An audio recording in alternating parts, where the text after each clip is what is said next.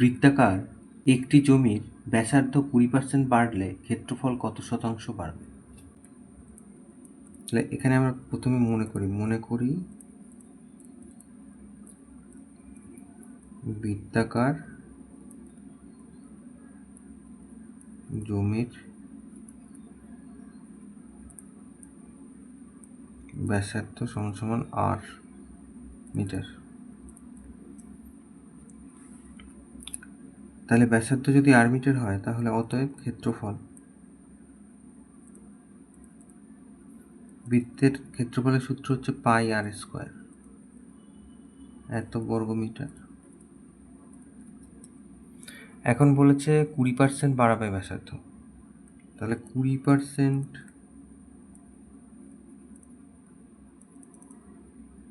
ব্যাসার্ধ বাড়লে ব্যাসার্ধ হয়, এই r ছিল আর r এর 20% বাড়বে।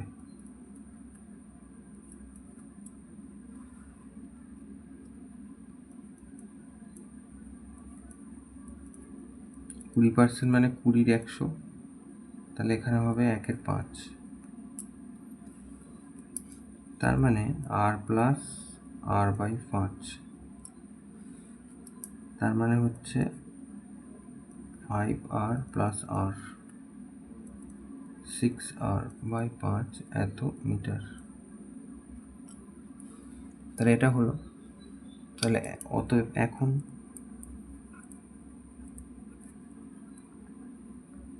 ক্ষেত্রফল পাই গুণ এইটা, তাহলে আর এখন তাহলে 6r/5 আর 6r/5, তাহলে এই যে 6×36 পাই লিখি, পাই 36r/25 এত বর্গমিটার। এখানে 6×36 আর যে r স্কোয়ার হবে, তাহলে এখন ক্ষেত্রফল হচ্ছে এইটা। তাহলে এবার লিখবো ক্ষেত্রফল বেড়েছে, ক্ষেত্রফল বেড়েছে কত, তাহলে এইটা এখন আর আগে ছিল এইটা, তাহলে বিয়োগ করব। এটাকে আমরা এইভাবে লিখি 36/25 পাই r স্কোয়ার বিয়োগ পাই r স্কোয়ার, 25, 36 পাই r স্কোয়ার মাইনাস 25 পাই r স্কোয়ার,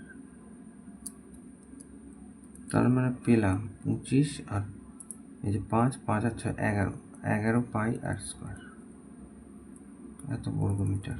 এটা বেড়েছে, তাহলে শতকরা বার করতে বলেছে। অতএব ক্ষেত্রফল আবার একবার লিখছি, বেড়েছে।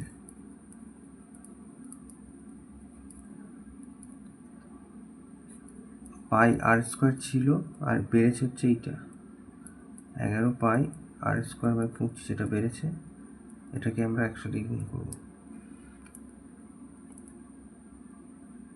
তাহলে এই যে 11 পাই r স্কোয়ার/25, এখান থেকে এটা লিখব 1/পাই r স্কোয়ার ইন্টু 100, এটা কেটে যাচ্ছে, তার মানে 1100/25, 5 দিয়ে কাটি, 5 5 25, 5 10 5 10 0, আবার 5 দিয়ে কেটে দিই, 5 দিয়ে গেলে 5 4 20, 5 4 20, তার মানে 44%। তাহলে ক্ষেত্রফল 44% বাড়বে।